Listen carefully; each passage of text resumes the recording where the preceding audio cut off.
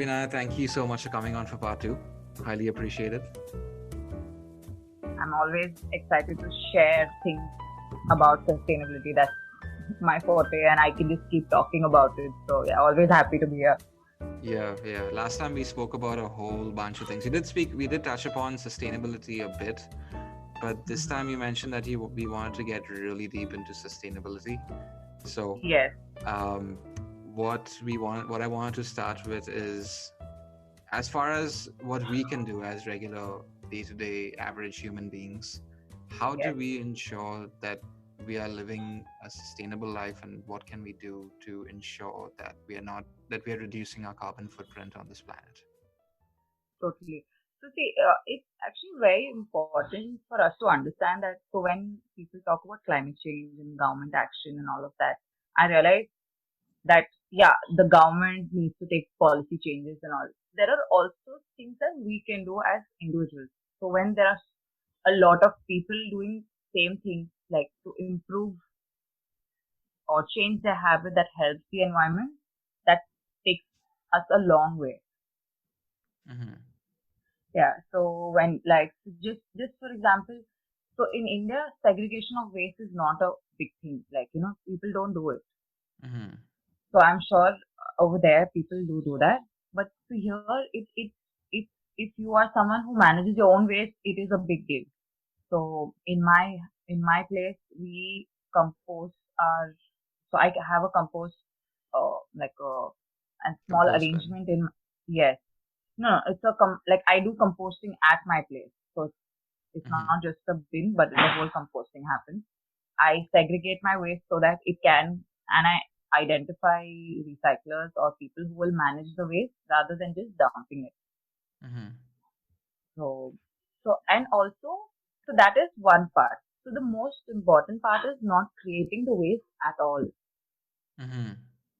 So even when our wet waste is going to happen. So you are going to have your vegetable waste, so if you're eating meat, the bones, the flesh, those things are going to come. But things like your packaging for your products, be it your everyday, like, your grocery Right. or your The clothing. plastics and yeah. Yes. So it can be plastic, it can be paper. So anything that comes in a packaging it is meant only for packaging. So it just the main intent of it is what? Oh, it's just so that you can bring it from the store to your place. Mm-hmm. Is that really needed? Is that packaging really needed? Is there an alternative for you to let go of that packaging? So can you like take your Mm-hmm. own container and get it? Can you like mainly if you can get use or Bring we your own use the bags. yes, bring your own bag. So if you once you've gone to a store and you have taken bags from there, if you can take the bag back again, use the same bag. Mm. Like so that the idea is where you reduce. So one is where you recycle, that is managed waste. The other one is where you reduce. Mm-hmm. So even when you buy, so now there's a lot of things like at least, or I don't know if because I follow it, so I see more of it. So a lot of thrift stores even popping up even in India.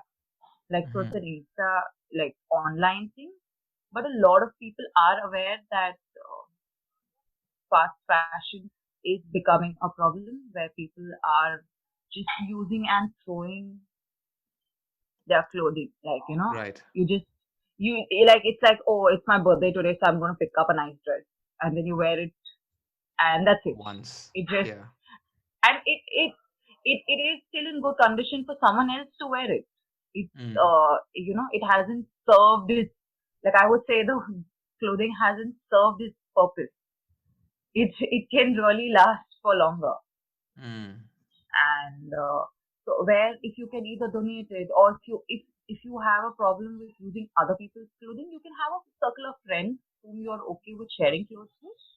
Right. or or if you don't want to share clothes at all, okay, then buy a fresh piece of clothing and ensure that you buy something that's a little versatile and that you can keep using it. Correct. Like Are there thrift stores in India? there are virtual ones right now. There are a lot actually coming up. So people Mm-hmm. donate there, so they accept old clothes. that can be, sold, Mm-hmm. and then so either they would upcycle it, they would make it look a little more, if there is a tear or if it's not in the best of condition, Right.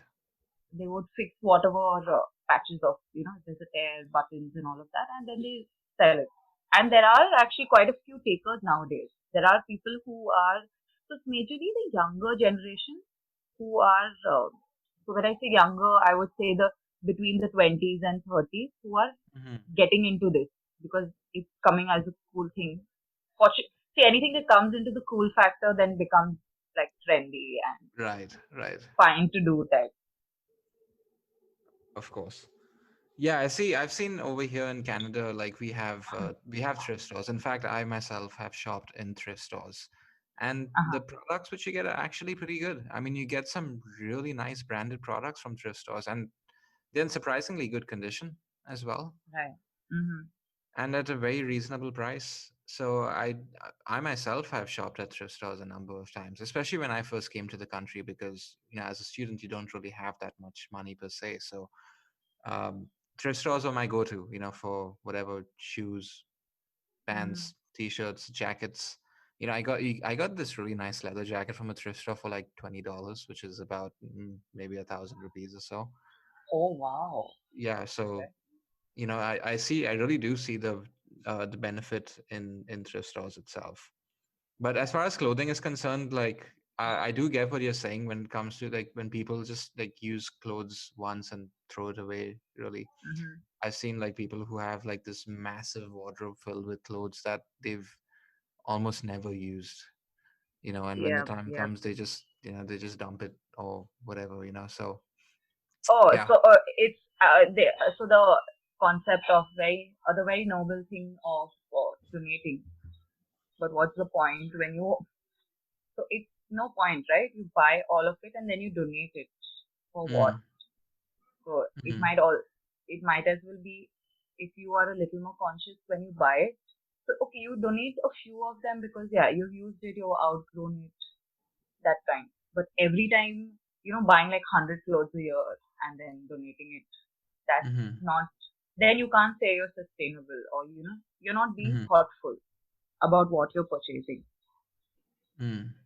Are there some ad campaigns or something going on in India? You said the younger generation is picking up this thrift store trend really. So are there like some campaigns or something which are going on that the younger generation is watching? Mm, Not really, but see, there's a lot. So many big retail stores, now, like okay, like even so I don't promote this, but okay. So like H&M, so Hmm. they are a fast fashion industry. So when I say Correct. fast fashion, they do produce low quality products that Hmm. are trendy. So cannot, the life of the product is really low. So even, and the cost also really less. So the expectation of the company is that you buy it, you use it for 3 months and you throw it. So these companies actually have the concept of you give like a kg of clothes or something, your old clothes, they will take it. I have Right. no idea what they do with it, but they give you a store credit or some discount for that. H&M So does they this are, as well? yes, Oh, I actually didn't know that. yeah. At least here in India they do that. Hmm. So I No, take it, even they might be doing it all over then. I am not sure over here in Canada if they do that. Or at least Ah, I'm not aware if they do. They probably do, but I'm not aware. ah. So unfortunately, see, then again they are encouraging the fast fashion only. Right. So though people think like, oh wow, I'm giving away my old clothes, it's being managed well. But the whole idea is, the effort that goes into producing those clothing is a lot. Mm. So though you just pay, uh, what? And there are some things that you get for 200 rupees. That's like what, $3, $4. And 200 some, rupees. Yeah, that's like little less than, yeah, three, about $4.50 yeah, maybe. Yeah. yeah. And that is not expensive. And so when you're saying I'm buying a branded clothing for that much price, so Hmm. people tend to keep buying more. So they don't think that it's not, it's something that they need to think just because they can afford it, they keep buying it. Mm. Just a second now. Who was talking all this time? Yeah, I can hear someone in the back. Yeah. Okay. So, so one is the clothing aspect that we talk about. Then there is also even when general consumerism purchasing, right? So I like I don't know if you realize how long like so currently I've been using since mobile phones have started. Initially, the phones used to last for 5 years. Mm. Slowly, it started reducing. Like the phone just wouldn't survive. Like I've had my phone just die. It's like planned obsolescence, isn't it? Yes, it just wouldn't work. And also so that is one. So either the phone wouldn't work or the technology keeps improving that I can't upgrade the technology of my phone. Mm. I can't still use it. I am forced to upgrade to still survive. So that piece goes waste.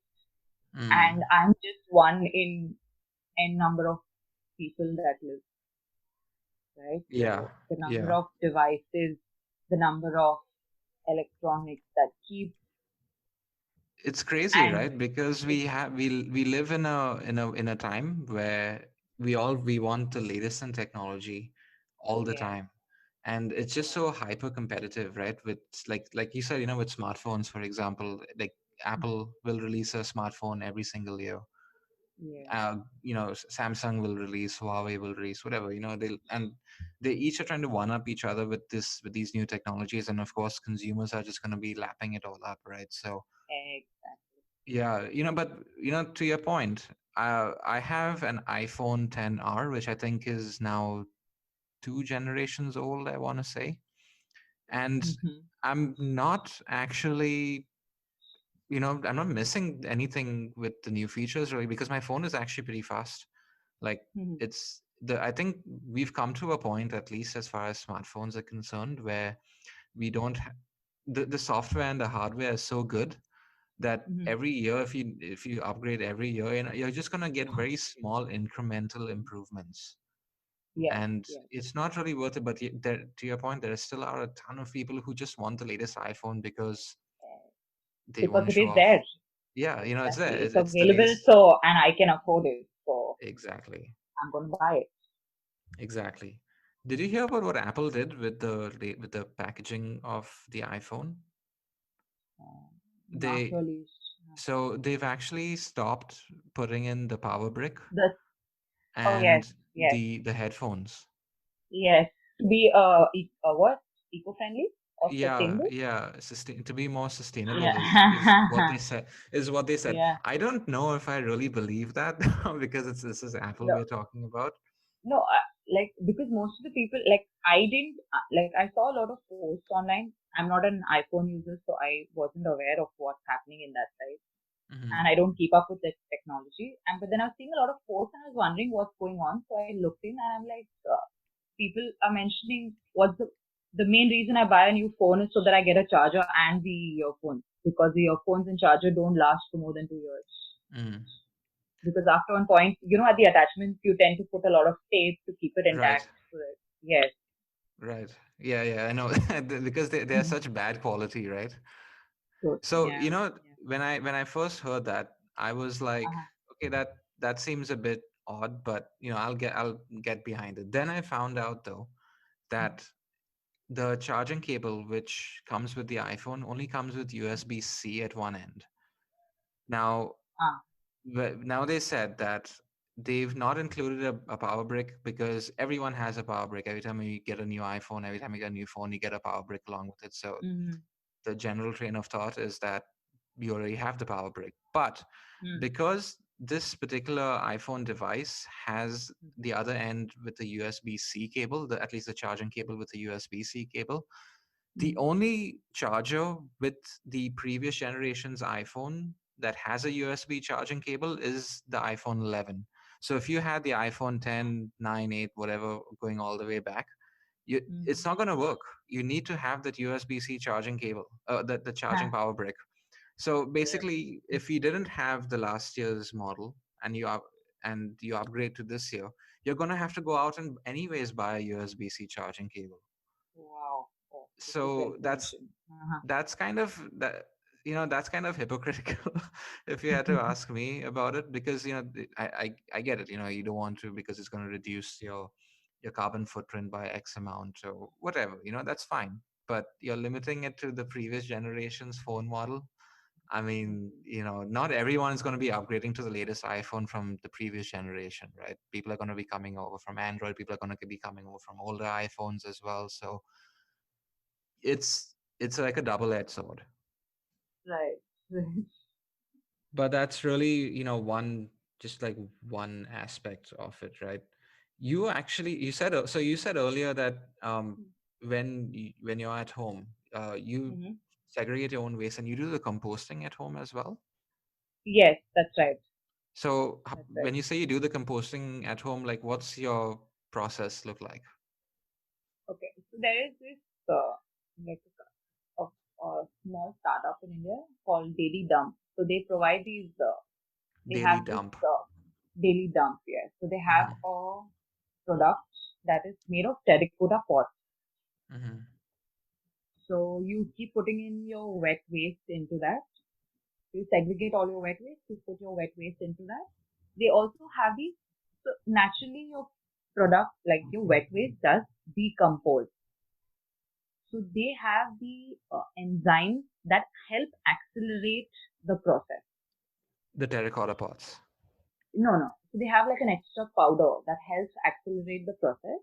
Oh, So okay. they provide, yes, they provide that as well. And once you mix that, so you mix that with your compost, and your, like, so within like what, 40 days, my, all my wet waste that I've thrown in has become like good compost that I can use for my house plant. And the advantage is, so generally when you're thinking of rotting wet waste, you can only think of really bad odor, Right. like, That's what I something was going to rotting. ask you. Yes.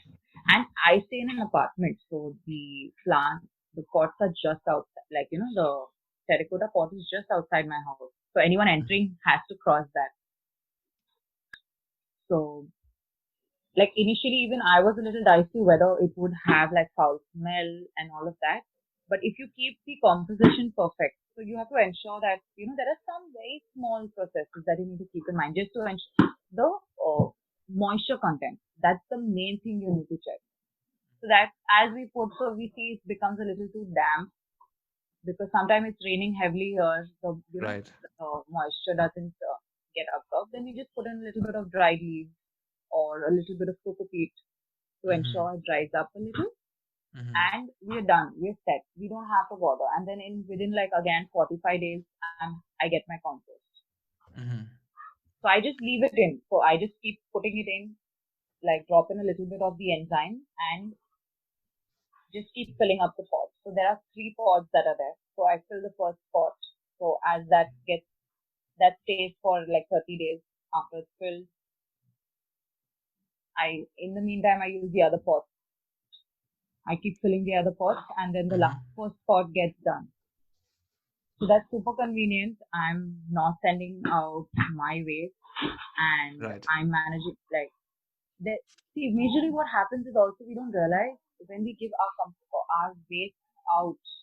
Firstly, it has to be managed. There's a lot of effort. There's a lot of imagine that one vehicle that comes to collect your waste goes transporting like the transport also. So the fossil fuel that's required for That's the being burned. transportation. So once these 40 days are done, what do you Mhm. do with that waste in the pots? So once the 40 days are done, the uh, the wet waste actually decomposes or composts totally. So it's literally like fine dark powder that remains that I can directly add to my plants. And I have a lot of plants around my house, in my house that we take care of. So we add it to that. So that's like the perfect nutrients that I would require for my plants. Otherwise, we would land up buying some like products from outside to help your plants grow.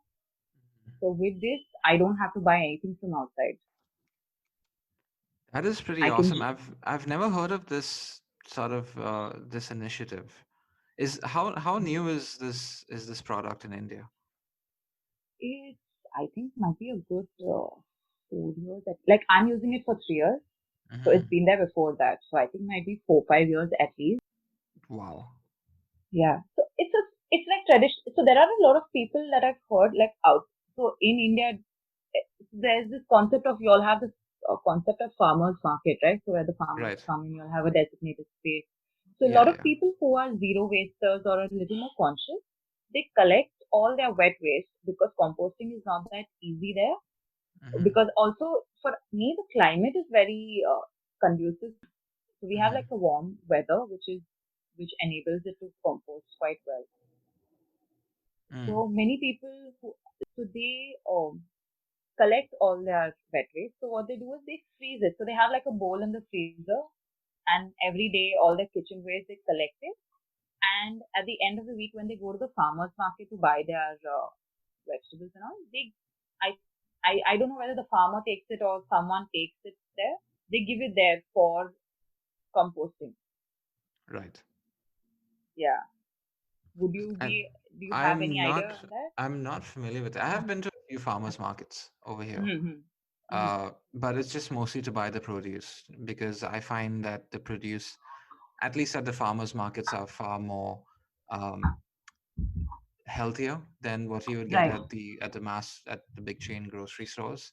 I don't know when Right. you like when you're buying blueberries and stuff, like you can taste the uh, the freshness with the farmers market, but I'm not really certain as to whether people take their compost over there uh, Okay. to these individuals because because like we said the last time, we do have like compost bins Mm-hmm. which we take and we dump the trash in, Mm-hmm. and from there it's taken to wherever it's taken and it's composted, and yeah, and I think it's used for the environment really.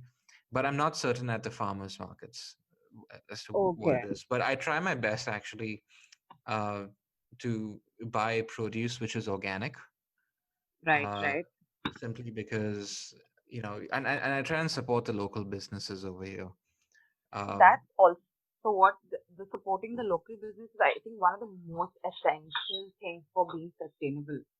Like, mm, you know, the support, like rather than buying some produce that comes all the way from another country, another state, or another place. right. And so when you buy local, it comes directly from the farm. There's low carbon footprint. There's no Mm, refrigeration that's required. All of that. But while if it's somewhere far away, they have to refrigerate it, they have to cool, like, transport it. mm, There's a lot of process and extra carbon emissions that are counted. mm. This is true. This is true. Yeah, I try my best to buy the organic stuff or at least the local stuff. So Mhm. my the but the for at least for me the initial reasoning for me wanting to buy the local stuff as opposed to the international stuff is because I mean Canada being in the place it is, right? It's Mhm. basically geographically it's above the United States. So our main trade partner is the United States. So we get a lot of our Mhm. foods, everything really comes from the States, and I don't like Mhm. the foods from down in the States. It's Oh, okay. because at least for when you're buying stuff like blueberries, for instance. So I have blueberries a lot as part of my daily Mhm. diet. I have it for Right. breakfast every morning, and blueberries are some of the most sprayed fruits, at least for with pesticides. And when you Oh, eat a okay. blueberry, you can taste that the chemicals in it, but when you Mhm. taste like a local blueberry from like you can go blueberry picking over here in Wow. Vancouver. So like there are farms where we can go pay some cash, go in, pick our own blueberries and leave, and we can take like a giant, like maybe 5 6 7 8 kgs of blueberries and like take it and give it and use it at home and stuff. But yeah, that's what I try and do. It's I think you're right. It's important to support the local businesses, simply Mhm. because their means of production are far more sustainable Mhm. than Right. mass producers, right? Because they don't have access to that set of equipment and machinery and whatever. So I agree, 100%. And also when it comes to local farmers, right? So if the person who produces it, I'm assuming the same guy comes to sell it. Yes. So for them, if like so, if I am telling you to buy my product, I need to be confident about it. Because he has to really take care of his plants and use natural stuff to tell you that yes, you can have it and you won't fall sick. Mm. So what you buy from a big market or something, there are like n number of middlemen, and then the last person selling it, he's just bothered about his sales and not bothered about the product as such, Correct. as much as the farmer who's so passionate about what he grows, and then he will tell you, yes, I've taken care of this and here it is for you. Correct. What about transportation though? Now, I do know that it's obviously far more sustainable to uh, to take public transit. Right, right. As far as transportation is concerned, what can people do to ensure that they are leaving as little a carbon footprint as possible? Commuting to work, coming back home, traveling, all of that stuff. Hmm. So I think most essential would be, see, public transport actually is the best option, but if you can hitchhike a ride with like, or carpool. So if there's one person, like Mm. five people, at least in most cars, five people can sit. So if you can pick up, like, you arrange for people around who stay around or on your route. You might have to take at times a little detour or ask the person to walk ahead out onto the main street or something. But if that's possible, try to pick up as many people, arrange to go together. So at least that, so otherwise, imagine five people taking five cars out or five people like, going in one car. So that's little bit effort. So you just have that might be a little extra coordination that you need to do, but that does take a lot of, so it does save cost because you're not paying that much fuel, and Mhm. and it's that much better for the environment, that much. I have a hot take on this cycling. Oh ho ho, yes, cycling, that's like the best option, and yes, Yeah, because like you're staying healthy, you're staying yes, active, yes, and you're doing your bit for totally, the environment as totally. well. So I the Well, yes. sorry, continue. No, yeah. So go on with, like, how's the scene of cycling over there for corporate people? Oh, dude, people love cycling over here. Wow. Uh-huh. In fact, people like cycling so much that the city of Vancouver apparently is known as the world's most cyclist-friendly city. One of the Wow. world's most cyclist-friendly cities. Wow. Uh, they they are constantly building bicycle lanes on the road. Yeah. Um, so you have your regular traffic lane. So you'll have, like, let's say, two lanes for cars and Mm-hmm. buses, Mm-hmm. and then you have one smaller lane for bicycles. So there are a lot of bike lanes in Vancouver, and even in the part of Burnaby where I live as well. Lot of bike lanes, and there are a lot of bicyclists. That's. I would bike more often, Mm-hmm. but the problem with this city is that it's very hilly. So It really you're pushes you you're to you're your limits. constantly, oh my god, like once I'd gone cycling. If you don't have a geared bike, Mm-hmm. you're gonna have a really hard time, Yes, yes, I can imagine. because like going up the hills, and some of the hills are really steep. Mm-hmm. uh yeah, but you need to have a lot of leg strength. Mm-hmm. And I know and but the thing is, this city in particular is very health conscious. So there are a lot of people who go jogging, go biking, go hiking, skiing, I don't know, surfing.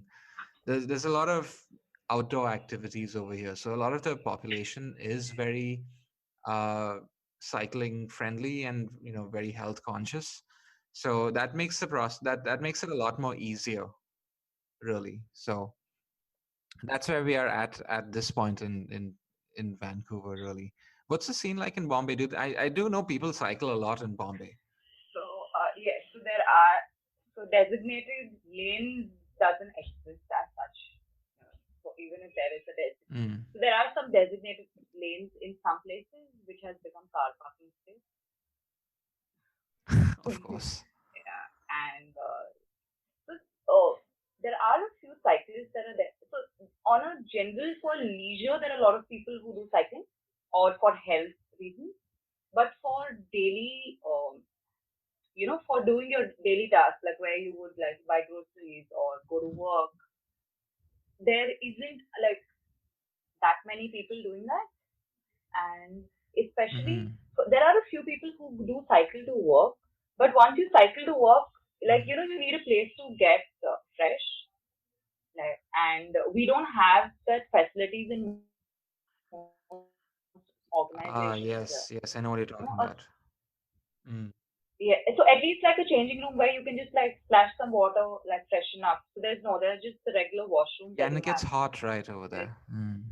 oh, it's very hot. So you have, and obvious like here the distances are quite a bit. So you would be wearing. So people who do cycling and come from work, like come to work by cycle, they are like so they wear the proper gear, the cycling gears and all of that.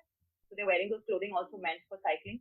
So when they come to office, they will have to change. So you need like a small space at least where you can do that. So Mm. I think that because if that facility was there, there might be a little more people who might switch. Like, some there are enthusiasts, but they wouldn't travel like by cycle because once you reach your workplace, you where do you change? How do you freshen up? So those things, and then they're like, okay, fine, let Right. me just take my car and just keep my cycling for the weekends or that. Mm. I And think the infrastructure around the city needs to be looked at really if that yes, we had to go towards like a cycling friendly option. totally. It's just the like I mean I've lived in Bombay. I know how narrow the roads Mm-hmm. are and how chaotic it can be to cycle in that city really. Mm. But if it is possible, I think it would be a fantastic option, and Totally. especially in reducing the pollution levels, Oh, oh, oh, yes, that. See, especially in Bombay. so now there are like it is becoming like a health thing where people are cycling. So if people were to use it for all, like for everything, it would be very like a lot help reducing the carbon a lot. Like especially the emissions. Like right now in Mumbai, it's becoming slightly cooler, and you Hmm. can see the pollution that is still like at eye level. You can just see like though I would like to call it fog. It's not fog. It's there's like Smog. smog all around. Mm. So yeah. But I think the pollution has improved since COVID, right? So At I least that's what I heard. not really. See, majorly Sorry. the pollution one so is the vehicles. The pollution that comes in is through vehicles, and the other is through the industries. So as Mm. the COVID case, like as they started opening the industries, the pollution is back again, and because all public is not currently allowed to use public transport, so the train is Hmm. like so if like for Mumbai, the rail line is like the lifeline of the city, and everyone That is is not correct. allowed to use it. So there are a lot more private vehicles on the street right now. So that's causing, Hmm. yeah. So it's like all the benefit that came by no one being out is again back. So all the pollution is back. Right? Yeah, it's like one step forward, three steps back, kinds. Hmm. Hmm. But so if we aren't allowed to use public transit Hmm. in Bombay, then like is public transit functioning at all? Yes, so it's functioning for people working for essential services or for the like Hmm. like some parts of the government or some things that are really essential. So that was on since I think this like for a month everything was shut, but then they realized a lot of the essential workers stay far away, the hospitals are away. So for those reasons, they had started some trains. So even right now, there are very few trains running though they have started all Hmm. the bus services, they have tried to so the routes that the train people would take for the train, they have made like new routes for the buses as well, so that people can use the bus rather than the train because the train becomes really crowded and regulating that becomes very difficult once people are in. At least buses like you can like close one side and just let a few people in rather than overcrowding it. Right. Right. So in over here, they've not actually stopped. They're actually encouraging people to get on public transit if possible, but of course, they have the masks mandatory thing if you are traveling on public transit, really. Right. But Yes. then again, the Yes. the city being just the infrastructure of the city as such, you don't really see the crowding that you would see in a Bombay local, really. Mm-hmm. Right. uh I think maybe a couple of times when trains have been severely delayed have I seen a really shoulder to shoulder type of situation in a train. But other than that, you pretty much have free movement everywhere. I mean, it's not a very big population. I think the population of the lower mainland is maybe 2 million or so, um, spread over like a very vast area.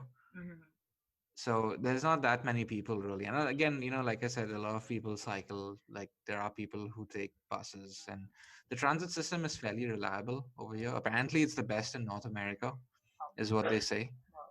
But I think that's quite disputable. Um, it is a fairly decent transit system that we have really, and I think they've done a fairly good job with keeping it at net zero emissions, at least for transit. So the buses over here, not all the buses but some buses, Mm-hmm. they run on electricity. Wow. So they have the power lines above Mm-hmm. which will give them the electricity they need to keep running. And the trains as well also run on electricity, and they are also automated, so there are no drivers in the Wow. trains. Okay. um, yeah, and it was kind of freaky for me when I first came over here, and I got into the train and I was like, I can see the front of the train and there's no driver. That's really crazy, so um, it's quite a good transit system that we have over here really, so I guess that's why they can do it. But I know you have to go right now. So I just before we leave, I just want to sum up a few things that we spoke about today Also, and I what people can do to. also wanted to add like a few like things that you can do on a daily basis. So there is Sure, so traditionally, go for it. yeah. So one is I know you all would have seen a lot of it like on social media and all of that. Like the one is the toothbrush. Like if you can switch to a Hmm. bamboo toothbrush. I don't know how easily it's Hmm. available there, but so rather Not very so easily rather than a available. plastic toothbrush, we use a bamboo. So Hmm. the handle is you can compost it. So it's only the bristles as of now that's still plastic. Because toothbrushes are one of the things that don't get recycled that often. Agreed. Yeah. Yeah. Then the next is your Hmm. straws or anything. So like your straws, spoons, and all of that, which you tend to like Hmm. all the plastic ones. And even so now Right. a lot of countries have plastic bans, so they have come with substitutes of like wooden or paper or something. But Correct. again, the point is it's a one-time product. You're going to use and throw it. So is there an option where you can Hmm. not use it at all, or if you do have to use steel or something that's reusable? Right. And also things like for women, the menstrual hygiene aspects. So in India, it's Mhm. like since the longest time they were say they talk about disposable pads. So Hmm. now again, it's the trend, or they're trying to promote more sustainable menstrual hygiene, where Hmm. you use either I'm not sure how what the scenario is there. Things like a menstrual cup or reusable Yes. Yes, sanitary I've heard pads. of those. Mm. Hmm.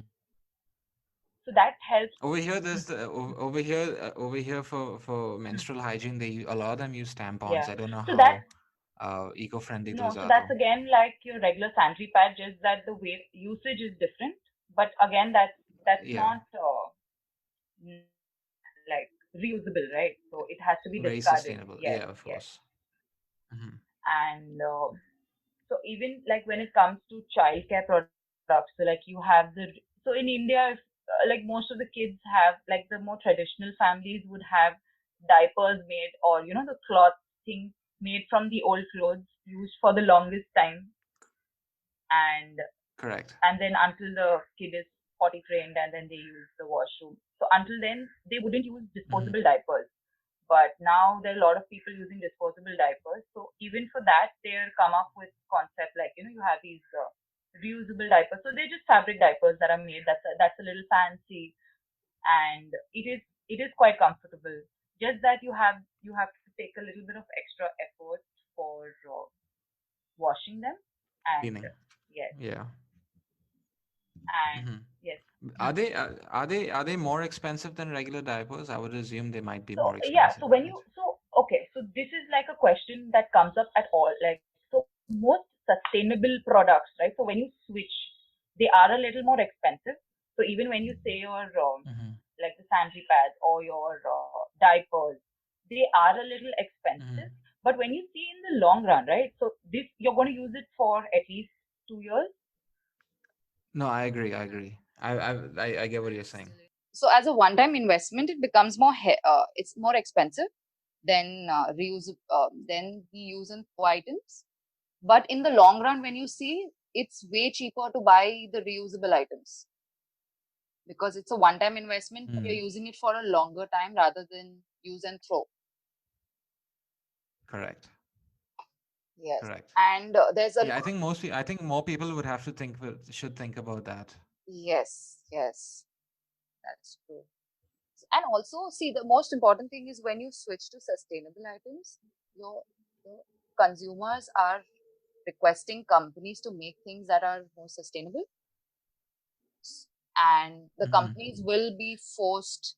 So, like, if I'm not wrong, Colgate has started bamboo brushes in some places, Hmm.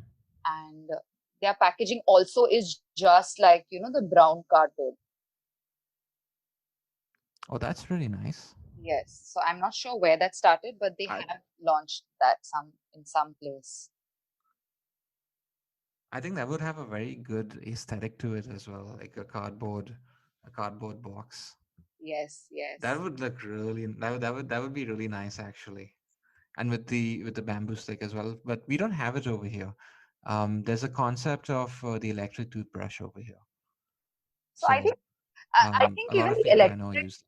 even the electric toothbrush is a good thing, but as long as it's rechargeable and it's only the bristle part that you keep changing.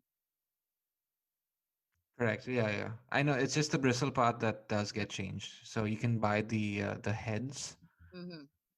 of the bristles, and yeah, you just keep changing that really after I don't know how many ever months. But yeah, that's really about it. Cool. Do you have any other tips before I let you go? I think yeah, so I think the main thing that I would like for something that's sustainable is if there is an option that comes with lesser packaging, that's more natural. You know the ingredients or where it's coming from. It's more thoughtful to buy those products. I think that's the main thing about sustainability. And whether you really need it, if you can do without it, or you can use another product in substitute that you already have, that's all there is to it. There's nothing That is else. Yeah. true. So to sum up what we spoke about today, segregate your waste, try Yes. doing your own composting. You did speak about daily dumps, so that's a pretty awesome initiative which I hadn't heard of. And Mhm. obviously find alternatives to packaging, like bring your own containers, bring your own bags when you're going shopping. There's the when you're going shopping for clothes in particular, there's the trend of fast fashion. So of course, shopping online through virtual thrift stores would be a great idea to reduce your carbon footprint. um, yeah, I don't think we missed anything else. Of course, the toothbrushes you spoke about, straws, spoons, reusable diapers, sanitary pads, all of that stuff. All good ways of reducing your environmental footprint and saving this planet, I suppose. Yes. Totally. Awesome. So I'm gonna let you go right now. I know you have places to be. So um, thank you again for coming on. Thank you. I highly appreciate it. Yeah, and this Thanks time for it was having me. all about sustainability. Yes. Yes. Yes. Cool. Okay. Awesome. I just All hope right. even if Take one it. person makes a change after listening to this, that I think the work is done. That's a win. Yes, that's totally. That's Yes. a win. Yes. You know, you've actually opened my eyes to this composting on Okay. your own. I think that's a fantastic idea. You know, I never heard of this. I never knew this was a thing. So I'm gonna do some more research into it, and yeah, thank you so much for educating me on that. That's great. That's great. All So, right, yep. awesome, Yes, let's connect some other time then. See you. for sure, Yeah. for sure. All right, take care. Take care. Bye bye. Bye bye.